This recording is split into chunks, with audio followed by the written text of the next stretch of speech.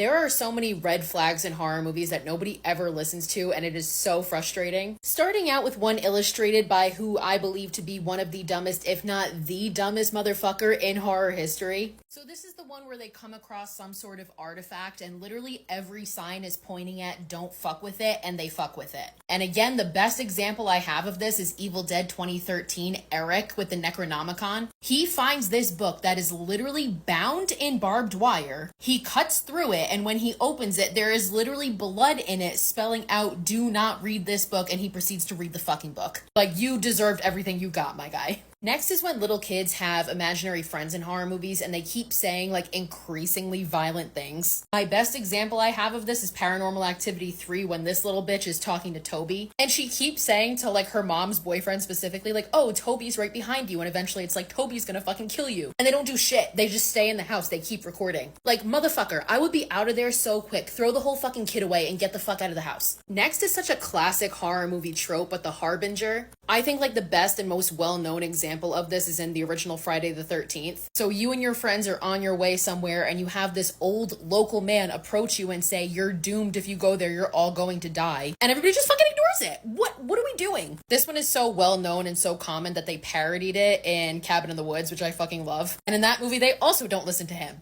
Another one that is super common, there are hundreds of movies like this. The first one that I thought of was Gonjiam Haunted Asylum, but when the characters hear about these terrible tragedies happening in a place, like this one specifically, it's like, oh wow, every single person that's ever gone to this location has never been heard from again. No trace of them has ever been found. And they're like, well, I guess I should check it out. Bitch, stay the fuck away. Like, you know the history. Why the fuck are we doing this? Why are you ignoring it? You are asking to become one of the missing. This one is kind of weirdly specific, but when a person goes somewhere in a movie and then they come back like different or not right. So obviously like we as an audience know that they must have been possessed by something. One of the movies that I think is the best example of this is a movie I'm not even really crazy about, but it's Annihilation. Like, the husband comes back obviously an entirely different person, and instead of being like, hey, let's avoid that place, they're like, let's go check it out and see what happened.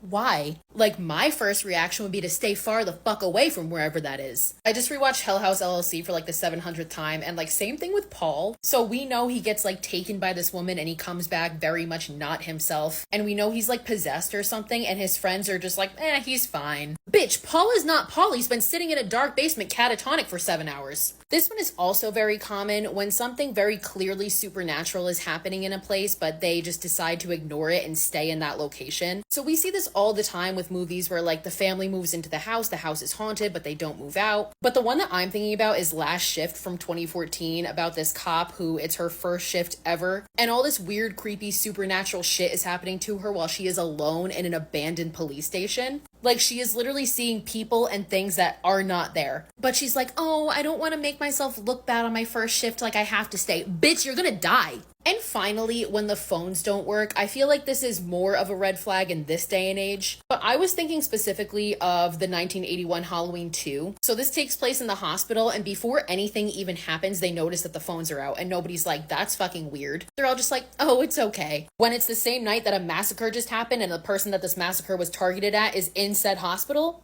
like, be so fucking for real right now. This applies like even to modern ones though. Like, if you are in like an isolated cabin in the middle of the woods and your phone has no fucking service, get the fuck out of Dodge. Okay, so I just found this bug in my rug and I killed it, and it came from right here. So I grabbed some gloves and I just want to rake my hands through it because, oh my gosh, if there's any more in here, I'm gonna lose my mind. So I'm just gonna do this real quick. Here we go.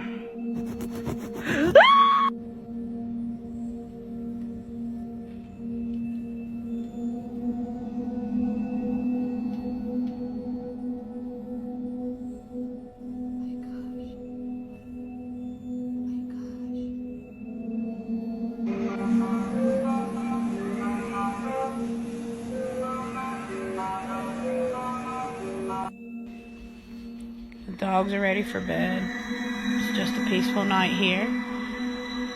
Get ready to go to bed myself. What the fuck is that? What? Oh god! Fuck!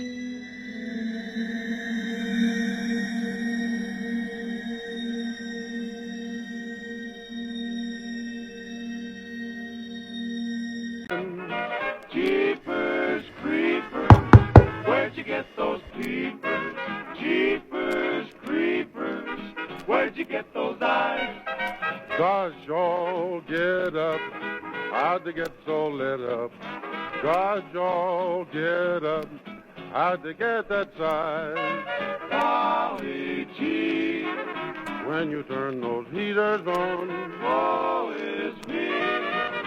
Got to put my cheaters on. Jeepers creepers, where'd you get those peepers? Oh, those weepers, how they hypnotize. Yeah. Where'd you get those eyes? Ra-la-la-la-la-la-la, them there eyes.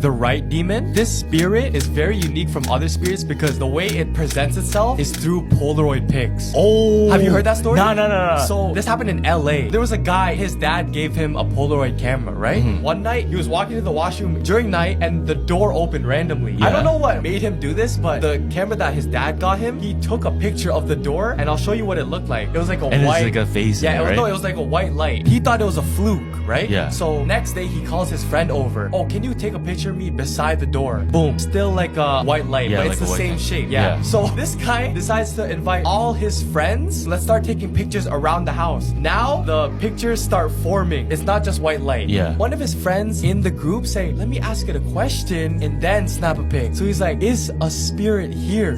What the? Fam, you can see that so clear. Wait, what? Yeah, now it goes from Blobs, shapes yeah. to I can answer questions now. Yes. What is your name? Here's how to keep ghoulies away. Tuck in your sheets real good. You let me hang around until I learned to care. Didn't you even laugh and leave me crying? Safe and sound. That the human thing to do. It worked.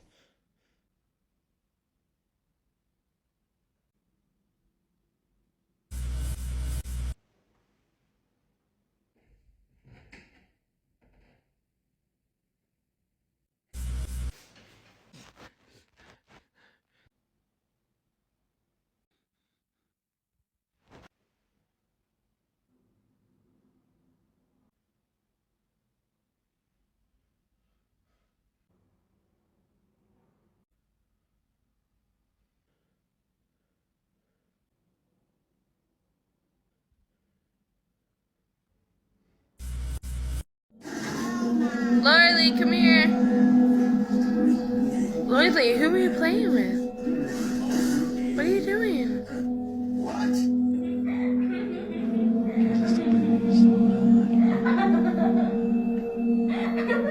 Amy?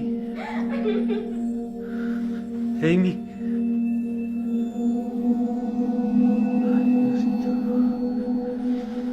Amy? Amy? He's not catching ball with you? Yeah. You need someone to play ball?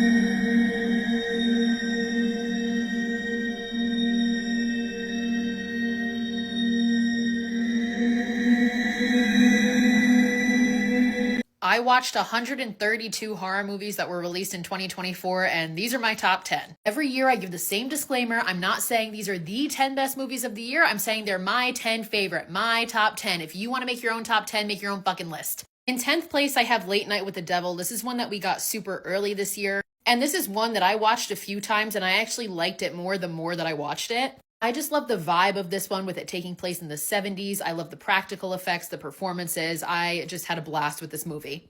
You can stream this one still on Shudder. 9th place, I have this psychological thriller called BB, and this one is also first place for the one that shocked me the most in terms of how much I liked it, because I actually got this one from the director as a screener. I watched it and it blew me away to the point where I had to buy it, and I've watched it several more times since. It is so beautiful in terms of like the cinematography, the storyline, the performances, the costumes. I just will never stop praising this movie. I love it so much, and you can rent it on Amazon. Next up, I have Strange Darling. I fucking loved this movie. Kyle Gallner's in it, and it's hard for me to not love anything that he stars in. A lot of people say that they saw the plot twist coming with this one. I personally did not, so it shook the fuck out of me, and I loved everything about it. And you can also rent this one on Amazon. 7th place, I have Red Rooms. This one can be seen more as like a crime thriller, but I don't give a fuck what you want to consider it. It's incredible. This movie's in French, so it is subtitled, but it really shows the dangers of people who get obsessed with like criminals and people who commit heinous crimes. And it's honestly just downright disturbing at times. I fucking loved everything about this movie, and you can rent it on Amazon.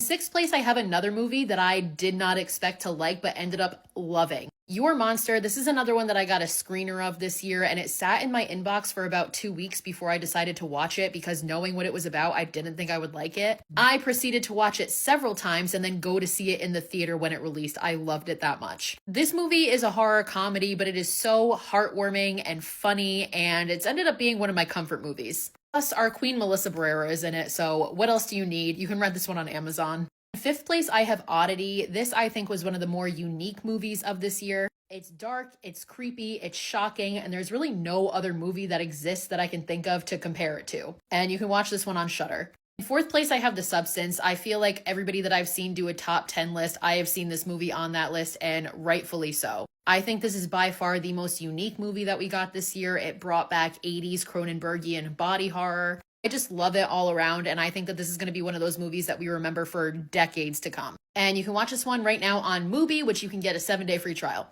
In 3rd place, I have Terrifier 3. You guys know I love Art the Clown, and this is probably my favorite movie in the Terrifier franchise. I also had the opportunity this year to be at the world premiere of this movie and literally watch it with the cast, so I understand that that might have impacted how much I love it, but I think I still would have loved it regardless. And this one just became available to rent or buy. In 2nd place, I have Nosferatu. I saw this movie twice now, and it is even better the second time around. And this might just in general be the most visually beautiful movie I've ever seen in my whole life. I think we got some of the best performances out of the year with Lily Rose Depp and Bill Skarsgård, and this one you can currently watch in theaters. Before I get to my number one, which if you've been following me, you probably know what it is, but I have a few honorable mentions. These didn't make my top 10, but they almost did, and I really went back and forth on a lot of them. First honorable mention is Daddy's Head. I fucking loved this movie. A lot of people hated on it. I don't really understand why personally. I thought it was freaky as fuck and original, and again, I love everything about it, and it's currently on Shudder. Longlegs, this is by far the most divisive movie, I think, of the year. Like, it's been like 6 months since this movie came out, and every single review I do, I get at least one comment saying, oh, but you liked Longlegs, I can't trust you. Bitch, get over it. I still stand by this and think it's a great fucking movie. My last honorable mention is VHS Beyond. I think this is the best VHS movie in the whole franchise. I fucking loved it so much. But yeah, you guys guessed it. And my number one spot is still Heretic. There's no movie this year that affected me the way that this movie did. It was so beautifully done, and I truly believe that this movie is the new standard for what religious horror movies should live up to and should strive to be. And I really hope Hugh Grant wins all the awards for this, because he fucking deserves it. And I think this one is now also available to rent or buy on Amazon. But there you have it, guys. My top 10. I want to know, though, what were your favorites of 2024?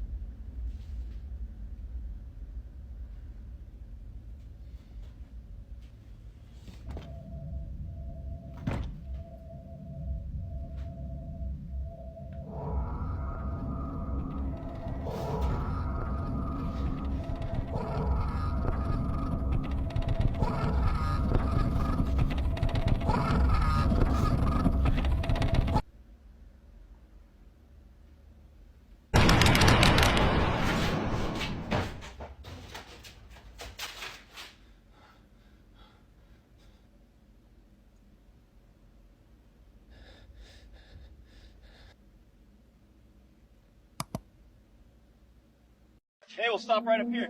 All right, sounds good. Whoa! Jeremy? Jeremy! Jeremy! Jeremy! I ask that we all stand for one last song.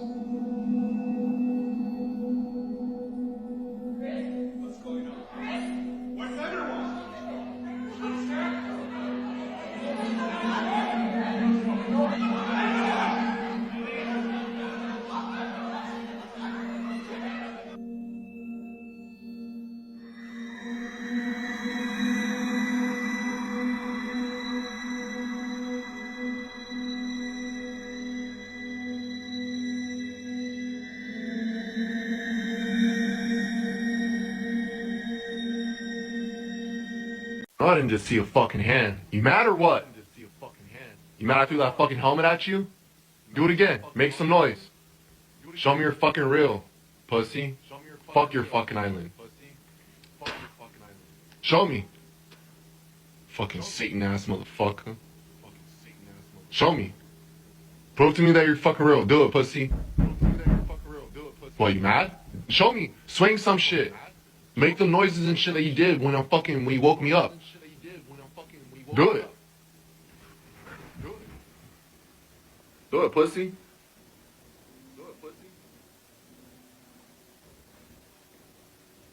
Do it.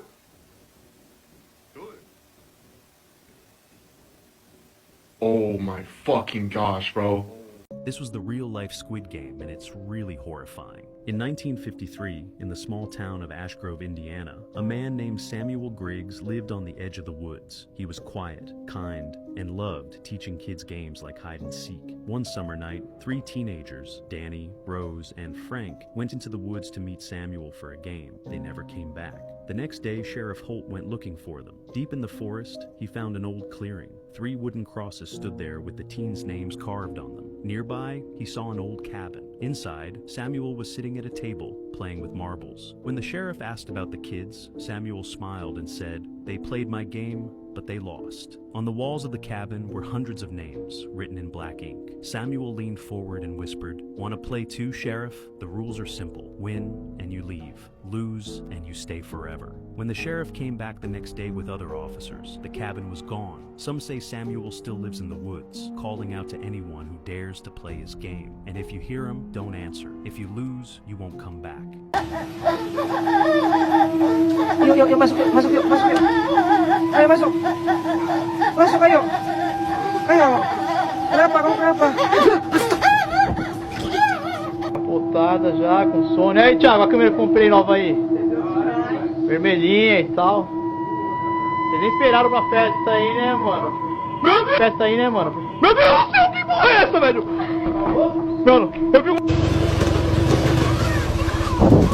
Oh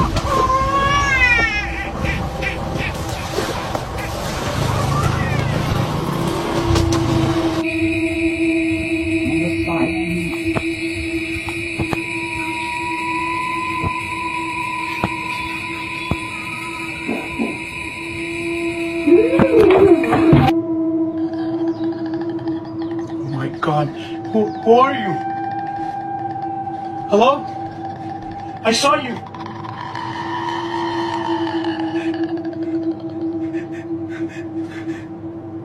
Skinwalkers caught on camera.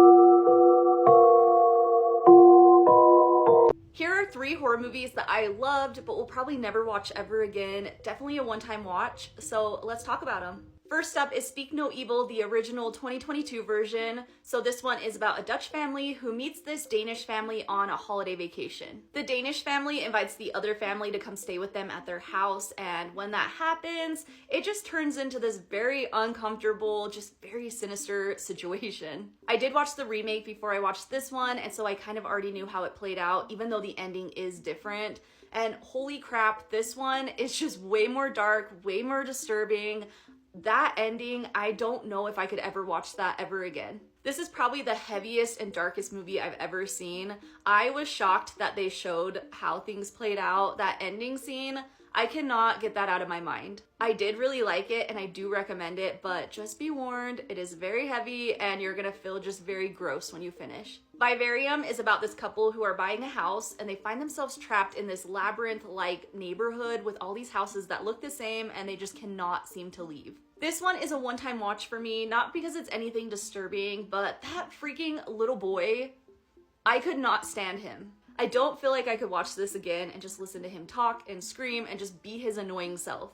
If you've seen this, you know exactly what I'm talking about. But I still liked it, and this is one that I'm gonna constantly recommend to people. If you're into like time loop movies, Trapped, sci-fi, there are so many different genres in this, so I think you'll like it. Just be prepared to be freaking annoyed. And the last one is Ghostland, or also known as Incident in a Ghostland. This is about a mom and her 2 daughters who inherit this house. On the first night of living there, these 2 intruders break in and attack them. They end up surviving and making it out of there. 16 years later, the 2 sisters decide to reunite at the house, and then strange things just start to happen. This one is very heavy and very dark. It does have some implications of something that is very disturbing, but it doesn't show anything. It just implies it. I really like this one because it does feel like a trapped movie where they can't leave and you kind of don't know what's going on, what's real and what's all in their head. Maybe they just have a lot of trauma from their past experience. I liked this one and it's one that I'll always recommend to people. I think the only reason I wouldn't watch it again is just because I felt so anxious watching this and I just don't know if I want to go through that again. I also think just because I know how it plays out, it just wouldn't be the same experience, just all that mystery and build up. I just don't want to take away from that first time.